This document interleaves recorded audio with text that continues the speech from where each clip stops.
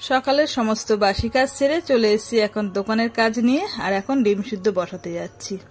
তো চলো বন্ধুরা, গুড মর্নিং। কেমন আছো সবাই? আশা করি সকলে ভালো আছে, সুস্থ আছে, আর আমরাও খুব ভালো আছি। তো দেখো সকালবেলা এদিকে মোচা কেটে মোচা বসিয়ে দিয়েছি, মোচা সিদ্ধ কমপ্লিট, আর ডিম বসাবো।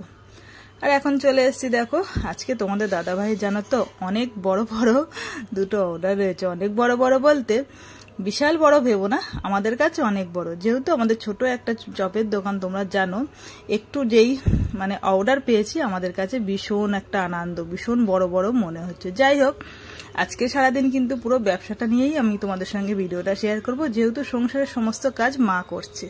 হাই বন্ধুরা, সারাদিন সকালের পর এখন সময় পেলাম তোমাদের সঙ্গে গল্প করার জন্য, আর একটুখানি সময়ের জন্য এসেছি, কেননা আর কথা বলতে পারবো না, আবার তোমাদের দাদার সঙ্গে হাতে হাতে কাজ করতে হবে। ও চপটা ছাড়ছে বলে আসলাম। এই দেখো আমাদের অর্ডারি মাল মোটামুটি কমপ্লিট হয়ে গেছে, পুরো পেটি করে পুরো সাজানো কমপ্লিট। এটা লঙ্কার চপ, আর এটা মোচার চপ, এটাও মোচার চপ। আজকে হচ্ছে মোচার চপের অর্ডার রয়েছে বেশি, আর দোকানে তো বাবা চলে গিয়েছে, আর বাড়িতে দুজন মিলে এখন কাজ করছি। রয়েছে এই যে মোচার চপ, এই রয়েছে, এটাও কিন্তু মোচার চপ ছাড়া হয়েছে। এটা তো ছোলা ভাজা কমপ্লিট, এদিকে ডিমের চপ, মাংসের চপ সমস্ত করবো এখন বসে বসে। এই দেখো সিলিন্ডার ফুরিয়ে আসছে বলে তোমাদের দাদা একটু নাড়া দিয়ে নিল সিলিন্ডার। কালকে সারাদিন এই রান্নাঘরের মধ্যে ছিলাম, দুদিকে দুটো উনুন জ্বলছিল, তার মধ্যে গ্যাস আর কি ছিল, তো সেই কারণে খুব শরীরটা খারাপ হয়ে পড়েছিল। ওই জন্য কালকে আর ভিডিওটা বেশি করতে পারিনি। আজকে সকাল থেকেও কিন্তু বেশি ভিডিও তোমাদের সঙ্গে করতে পারিনি, একটাই কারণে, সকালবেলা উঠেই তো চলে এসেছে এই ঘরে, তো সময় পাইনি। এখনও স্যালাড কাটতে হবে, এই দেখো শসা এনে রেখেছে, স্যালাড কাটবো। স্নান হয়নি সকাল থেকে, খাওয়া দাওয়াও কিন্তু এখনও হয়নি। সেই সকালবেলা উঠেছি, 1 গ্লাস জল আর 2টো বিস্কুট নিয়ে একইভাবে কাজ করে যাচ্ছি। সময় কই, খাওয়ার সময় নেই। আর তোমাদের দাদা বাড়িতেও কাজ করছে, দোকানে গিয়েও করবে, দোকানে যেহেতু বাবা চলে গেছে বাবা করছে। তো চলো, অনেকটাই গল্প হলো, তারপরে বাদ বাকি গল্প হবে পরে। তোমাদের দাদা যখন চলে যাবে দোকানে, তারপরে নিলিবিলি ফ্রি পাবো, তখন কাজ তোমাদের সাথে গল্প করবো, ঠিক আছে? হ্যাঁ, এখন অনেকটা গুছি কাটতে হবে, কেননা সময় নেই।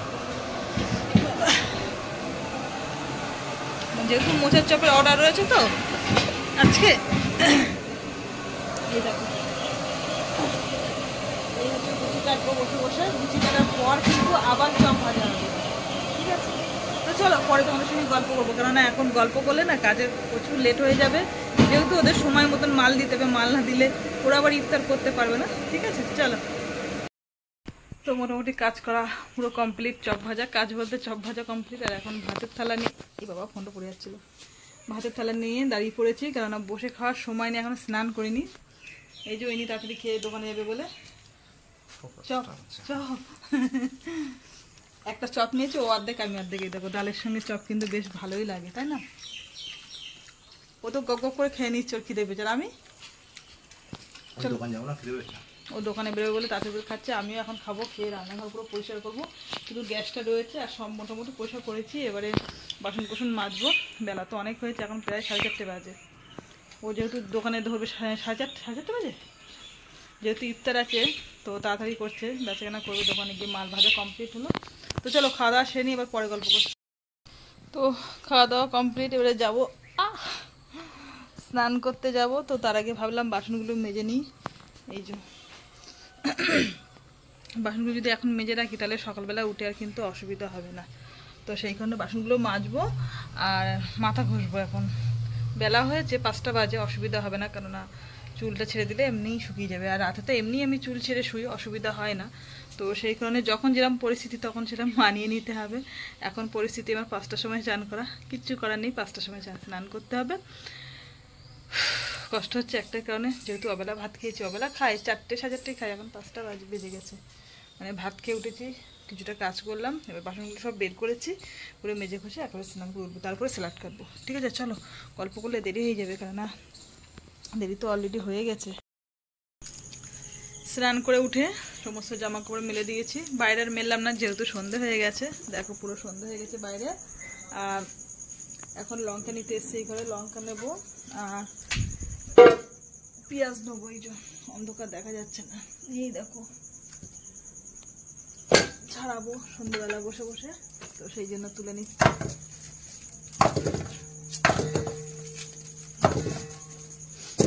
এখনো পর্যন্ত ঘরে যায়নি, সেই সকালবেলা বেরিয়েছি, বেরিয়ে রান্নাঘরে এসেছি, এবারে যাব ঘরের দিকে। মাথাটা টিপ টিপ করছে, মাথাটা যন্ত্রণা করছে, ভাবছি একটু চা খাবো আর পেঁয়াজগুলো ছাড়াবো।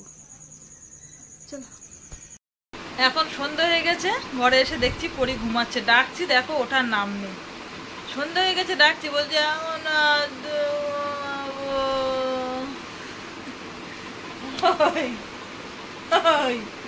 ও ঠিক দেখো সন্ধ্যা হয়ে গেছে, ডাকছি তো ওটার নাম নেই। আর এদিকে রাত 1:30, 2টো, 3টে পর্যন্ত জেগে থাকবে, ঘুমাবে না, এত বদমাইশ। আমরা সারাদিন কাজ করি আর ও পরে পরে ঘুমাই। আজকে শুধু একটা কাজ করেছে, না একটা না, 2টো কাজ করেছে। ডিম ছাড়িয়ে দিয়েছে আমাদের ব্যবসার জন্য, আর ওর হচ্ছে জামা কাপড় দিয়েছিলাম আজকে মেশিনে কাজটা, সেইগুলো মেলে দিয়েছে। মাত্র 2টো কাজ করেছে, আর কিছু কাজ করিনি। সারাদিন পার হয়ে গেলে সন্ধে হলেই মনে পড়ে যায় কালকে কি খাবো। কালকের খাওয়ার চিন্তা কিন্তু আমার আজ থেকেই শুরু হয়ে যায়।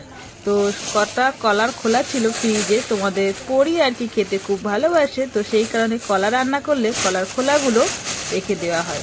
তো কালকে সেটা ভাজা করব বলে আজকে সেটা কেটে কুটে ব্যবস্থা করে রাখছি, কেননা সকাল হলেই তো চলে যাচ্ছে আমি ব্যবসার দিকে, সংসারে রান্না বান্না সেরকম একটা করতে পারছি না।